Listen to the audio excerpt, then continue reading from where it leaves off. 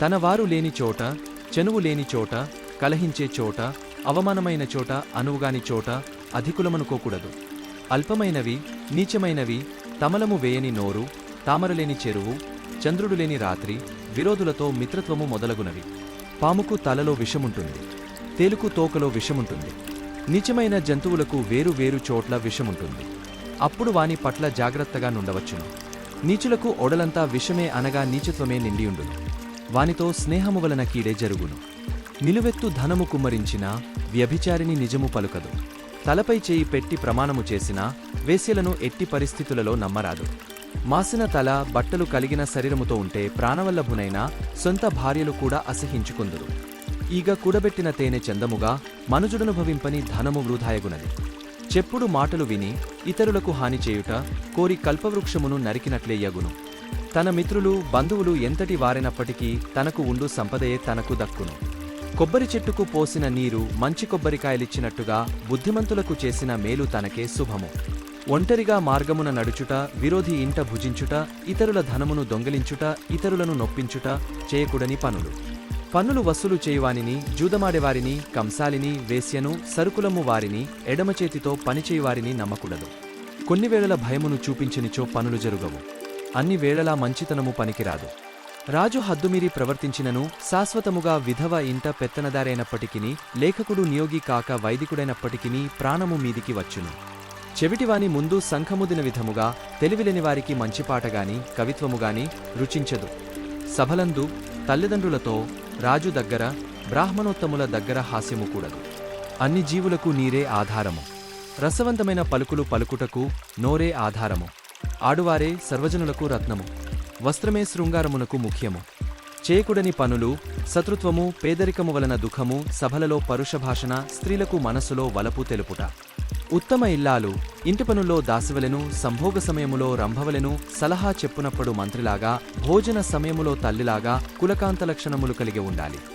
ఉత్తమ పురుషుడు పరస్త్రీలను కోరడు, పరుల సంపదనాశించడు, పగటలకు పొంగిపోడు, నిందలకు కృంగిపోడు, పరభార్యల పొందుకూడదు, పరుల ధనమాశించవద్దు, కళ్ళబల్లి మాటలు కట్టిపెట్టు, ధనవంతులైన చుట్టముల వద్దకు చేరకు.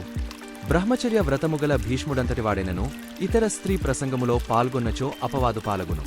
అట్లే మంచి గుణముగల స్త్రీ ఆయనను పరపురుషునితో స్నేహము చేస్తే భ్రష్టురాలగును. పరపురుషుని పొందుగోరు భార్య పనికిరాదు. మారుమాట్లాడు కుమారుని దండించవలెను. భయపడని సేవకుని వదిలివేయవలెను. పలుమారులు భార్యతో పొందు మంచిదిగాదు. పరులకు ఇష్టము కాని దానిని మాట్లాడకు. ఇతరుల ఇండ్లకు పనిలేకుండా వెళ్లకు. ఇతరులు పొందిన స్త్రీని ఆశించకు. పెంకితనము చేయు గుర్రమును ఎక్కకు. చేయకూడని పనులు. పుణ్య దినముల స్త్రీని కలియుట, రాజు యొక్క దయను నమ్ముట, బాగుపడలేని గ్రామములో నివసించుట. విలువైనవి దంతములు తోముకొనిన వెంటనే వేసుకొను తాంబూలము, తలంటి తర్వాత నిద్ర, స్త్రీలతో ప్రణయకలహము తీరిన నాటిపొందు. పనిపాటలయందు కష్టసుఖములెరుగని అధికారి సేవ, కలయికకు తెలివిలేని స్త్రీతోడి సంభోగమును, కీడు కలిగించు మిత్రత్వము మొదలగునవి నదీ ప్రవాహమునకు ఎదురీదినట్లుగానుండును. చెడ్డవారితో చెలిమి నీలోని మంచి గుణములను కూడా పోగొట్టును. పాలతో నీరు కలిస్తే పాలరుచి తగ్గిపోవును. చెడ్డవారిని చేటుకాలములో రక్షించినను వారు చెడుపే చేయుదురు. తేలు నిప్పులోబడినప్పుడు రక్షిస్తే అది మేలునెంచక కుడుతుంది.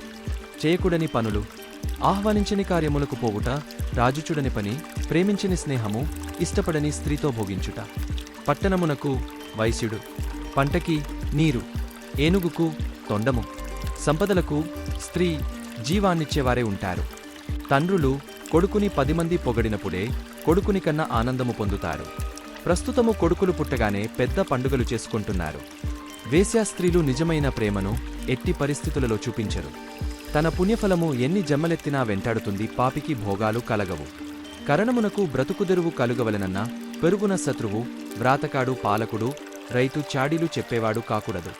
బంగారము తాకట్టు పెట్టుట, యుద్ధములో వెన్నిచ్చిపారిపోవుట, అప్పుచేసి సరుకులు కొనుట.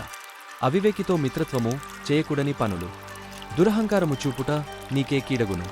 పాము ఎంత బలమైనదైనను చలిచిమలు కుడితే చస్తుంది. రాజు, మంత్రులు ఇద్దరూ తెలివిగలవారు అయినప్పుడే రాజ్యము పేరొందును. ఏ ఒక్కరూ అవివేకి అయినా ఏనుగుకు తొండములేనట్లే. సమర్థుడైన మంత్రి ఉంటేనే రాజ్యము కకావికలు కాకుండా ఉంటుంది. మాటకు సత్యమును, కోటకు మంచి భటుల సమూహమును, స్త్రీకి శీలమును, ఉత్తరమునకు సంతకమును ముఖ్యము. అభిమానము కలిగినవాడు నీచుని సేవించుట ఏనుగు చాలి చాలని నీళ్లలో తలదాచుకున్నట్లుండును. స్త్రీ మనసిచ్చినవానితోనే మాటాడుతుందిగాని ఇతరులు ఎంత ఆకర్షించాలని ప్రయత్నించినా మాట్లాడరు. దుస్సాంగత్యము వలన రాజు నశించిపోతాడు. దీపములెనింటిలో పట్టుదొరకనట్లే అనగా ఆనందప్రదము ఎట్లు కాదో రమ్మని పొమ్మనని రాజును సేవించినా ఫలితము కల్గదు. మాట ఇచ్చి ఇవ్వలేదనుట, మేలనర్చినవానికి హానిచేయుట, కోపించు యజమానిని సేవించుట, నీచులు సంచరించు ప్రదేశమునకు వెళ్ళుట చేయకూడని పనులు. నీతి న్యాయము కలవాడు బలవంతుని కంటే బలవంతుడు. బుద్ధిమంతుడు వరదవచ్చి బీడుపడిన పెలమును సాగు చేయడు. పరులకు తన రహస్యమును తెలియనీయడు. ఎంతలేమిలోనూ బంధువుల దగ్గరకు పోడు. పిరికివానికి ఘనకార్యముల నప్పజెప్పడు. వరిపంటలేని ఊరు, అధికారి ఉండని గ్రామము వల్లకాటితో సమానమైనవి. నిజమైన నీతివంతుడు అందరూ చెప్పిన సలహాలను విని తనకు వీలైన దానినే ఆచరించును. ఈ శతకకారుడు చెప్పిన కొన్ని నీతులను కాలానికనుగుణంగా మార్చుకోవాలి. 3వ శతాబ్దిలో ఉండే రాజులు ఈ శతాబ్దిలో కానరారు. కాని ఎంత ప్రజాస్వామ్యంలోనైనా పరిపాలించే వారికి కొన్నైనా మంచి గుణములు ఉంటే దేశం బాగుపడుతుంది. వీటిలో మంచినే గ్రహించి పనికిరాని వాటిని వదిలివేయుటయే ధీమంతుల లక్షణం.